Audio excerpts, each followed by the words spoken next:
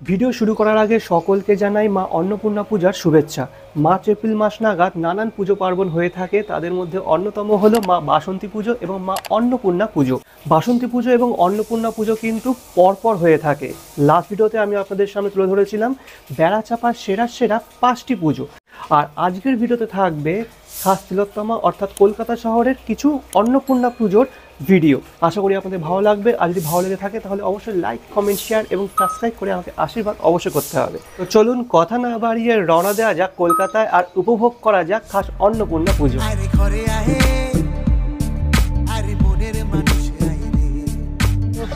আমার লিস্টে থাকা প্রথম যে পুজো মণ্ডপে যাচ্ছি সেটি হলো দমদম স্টেশনের কাছে অবস্থিত বীরপাড়া কুণ্ডুবাড়ির অন্নপূর্ণা পুজো। দমদম স্টেশন থেকে পায়ে হেঁটে সময় লাগবে 10 থেকে 15 মিনিট মতো। আপনারা চাইলে একটা রিক্সাও করে নিতে পারেন, আর যদি রিক্সা করেন তাহলে রিক্সায় উঠে বলবেন বীরপাড়া পাম্পিং স্টেশনের কাছে।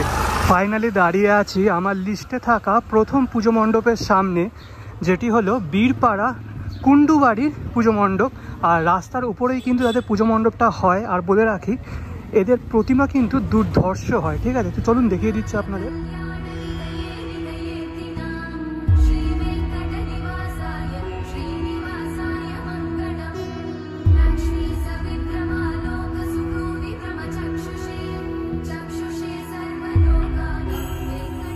বর্তমানে দাঁড়িয়ে আছি বীরপাড়া কুণ্ডুবাড়ির পুজো মণ্ডপের একদম ভিতরে, আর সামনেই দেখতে পাচ্ছেন অপরূপ সুন্দর মা অন্নপূর্ণা আছেন। এখন কিন্তু পুজো হচ্ছে, বাড়ির সদস্যরা সামনে বসে আছেন। আর মায়ের যে উচ্চতা সেটি কিন্তু বেশ উঁচু, প্রায় 5 থেকে 6 ফুট তো হবেই। আর মায়ের সামনে আছেন মহাদেব। মা কিন্তু এখানে সব পরিবারে আছেন। একদিকে আছেন সিদ্ধিদাতা গণেশ ঠাকুর এবং মা লক্ষ্মী, আরেকদিকে আছেন মা সরস্বতী এবং কার্তিক ঠাকুর। আর পিছনে যে চালচিত্র তৈরি করা হয়েছে সেটি কিন্তু এক কথায় অপূর্ব, খুব সুন্দর রঙিন। আর মা এখানে হলুদ বর্ণের শাড়ি পরে আছেন। আর উপর দিকে যে প্যান্ডেলটা আছে সেটি কিন্তু খুব সুন্দর করে সাজানো হয়েছে। এরকম মাঝখানে বিশাল বড় একটা ঝাড়বাতি দেওয়া হয়েছে, আর 4 কোণায় রয়েছে 4টে ঝাড়বাতি।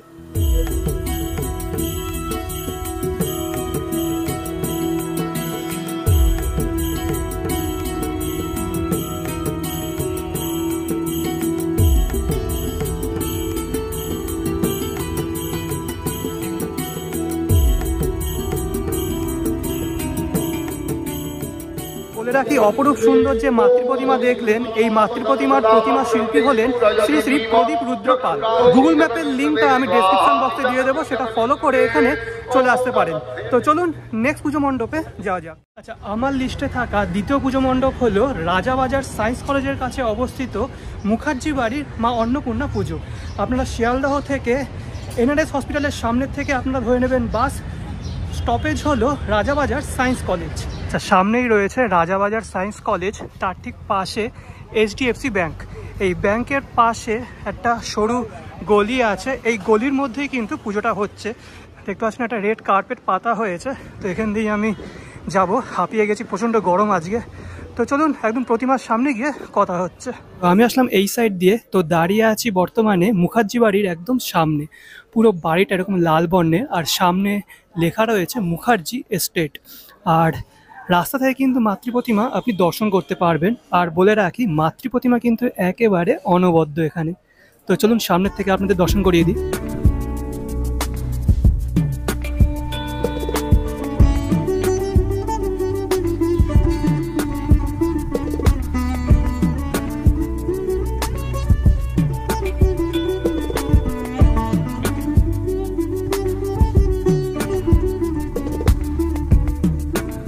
বর্তমানে দাঁড়িয়ে আছে একদম মাতৃ প্রতিমার সামনে, আর দেখতে পাচ্ছেন মাতৃ প্রতিমা কিন্তু এখানে বেশ উঁচু। এক পাশে আছেন মহাদেব, কিন্তু এখানে মাতৃ প্রতিমা সহ অন্য কোনো দেবদেবী কিন্তু নেই, যেমনটা আগের পুজো মণ্ডপে আমরা দেখেছি। আর এবছর এই পুজো 38তম বর্ষে পদার্পণ করলো। আর প্রতিমা শিল্পী হলেন শ্রী শ্রী সনাতন রুদ্র পাল।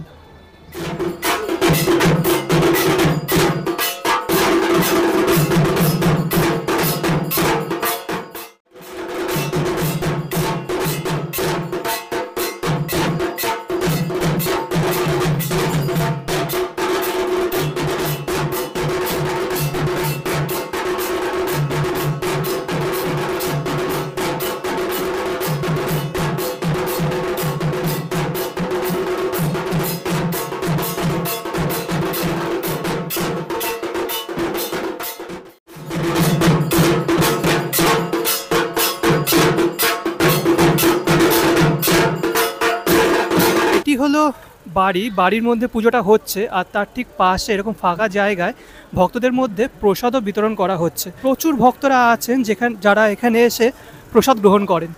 বিশাল বড় জায়গা দেখতে পাচ্ছেন। তো আমিও বসে পড়েছি প্রসাদ গ্রহণ করতে। দেখতে পাচ্ছেন সবার প্রথমে দেওয়া হয়েছে খিচুড়ি প্রসাদ, তারপরে দেওয়া হলো পাঁচমেশালি একটা তরকারি, তারপরে দেওয়া হলো পটল ভাজা। আচ্ছা, এবার আসলো লুচি আর ছোলার ডাল। আচ্ছা, লুচির পর দেওয়া হলো পনির পাসিন্দা। তারপরে আসলো ছানার একটা রেসিপি। আচ্ছা, এবার দেওয়া হলো পায়েস। এটা কি প্রচুর আইটেম ছিল। দুটো আইটেম আমি নিই, একটা ইঁচড়ের আইটেম আর হচ্ছে চাটনি, পাঁপড় আর কালাকাঁদ আর একটা মিহিদানা কুসম্ভবত। পেট পুরো ভরে গেছে। বলে রাখি, যে কটা পুজো মণ্ডপ আপনাদের দেখাবো প্রত্যেকটা পুজো মণ্ডপের গুগল ম্যাপের লিঙ্ক আমি ডেসক্রিপশন বক্সে দিয়ে দেবো, যাতে আপনাদের আসতে কোনো রকম অসুবিধা না হয়। সকাল থেকে দুপুর হলো, দুপুর থেকে এখন সন্ধে, আর এখন আমি দাঁড়িয়ে আছি এমন এক পুজো মণ্ডপে, যে পুজো মণ্ডপের মাতৃ প্রতিমা যদি আপনারা দেখেন তাহলে আপনারা কিন্তু মুগ্ধ হয়ে যাবেন। কোথায়? এটি হলো অন্নদাত্রী মা অন্নপূর্ণা পুজো। চলুন দেখিয়ে দিচ্ছি।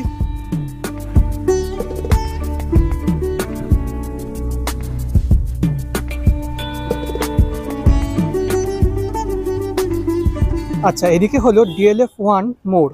DLF1 মোড়ের থেকে 5 মিনিটের হাঁটা পথে সামনেই রয়েছে অন্নদাত্রী রেস্টুরেন্ট, তার ঠিক পাশেই হচ্ছে এই পুজোটা। আর যে মাতৃ প্রতিমা সেটি কিন্তু এক কথায় অনবদ্য। প্যান্ডেল কিন্তু একদম এরকম ছিমছাম, কিন্তু প্যান্ডেলের ভিতরে যে মাতৃ প্রতিমা আছে সেটাই আসল দেখার বিষয়।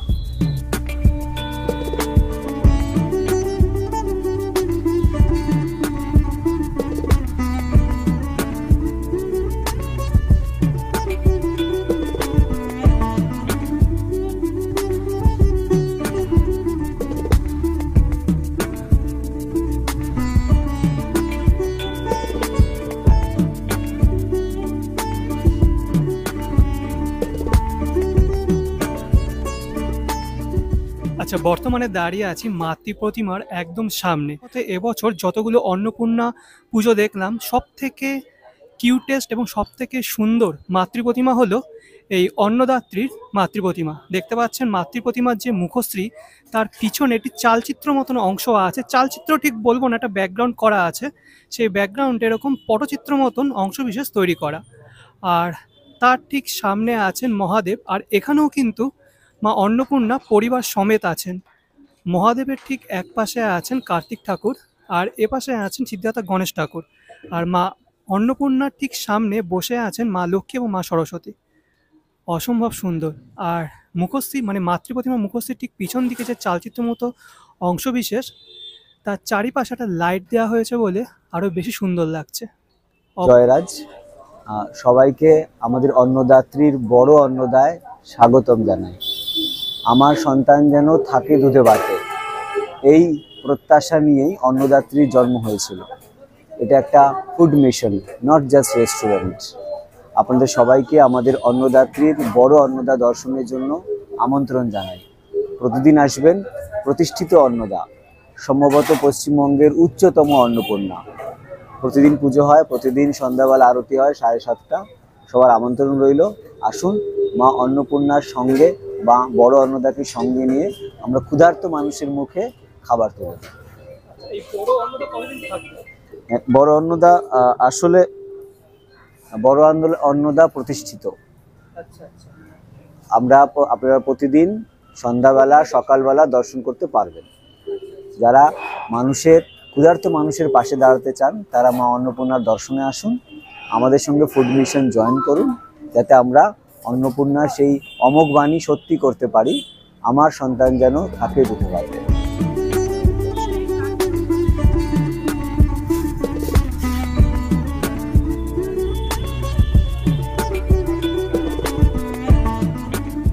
করেছিলাম 3টি পুজো মণ্ডপ আপনাদের সামনে উপস্থাপন করব, কারণ শরীর আর চলছে না।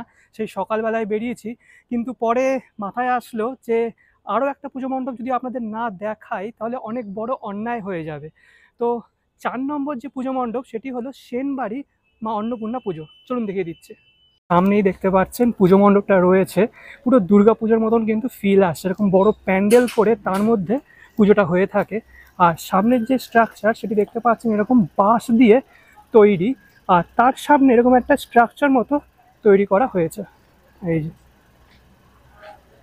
পুরো চারিদিকে এরকম বাঁশ বাঁধা।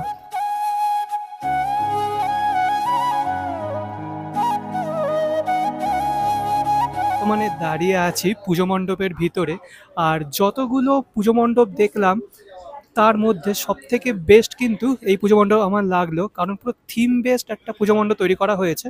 আর মাঝখানে যে ঝাড়বাতিটা দেখছেন আপনারা, এটি কিন্তু সম্পূর্ণ কাঠের তৈরি, ঠিক আছে, একটা কাঠের স্ট্রাকচারের মতন তৈরি করা হয়েছে, আর তার চারিপাশে ছোটো ছোটো লাইট দেওয়া হয়েছে। সেনবাড়ির পুজো এবছর ৭ম বর্ষে পদার্পণ করলো। অপূর্ব সুন্দর এই প্রতিমা শিল্পী হলেন শ্রী শ্রী ভবতোষ সুতার। আর জানতে পারলাম যে এই প্রতিমার উচ্চতা 12 ফুট। একটা কথা কিন্তু না বলে থাকতে পারছি না, পুজো মণ্ডপ এবং প্রতিমা দেখে কিন্তু আমার পুরোপুরি মনে হচ্ছে যে দুর্গা পুজো চলে এসেছে, যদিও বা মা অন্নপূর্ণা মা দুর্গারই অন্য একটা রূপ।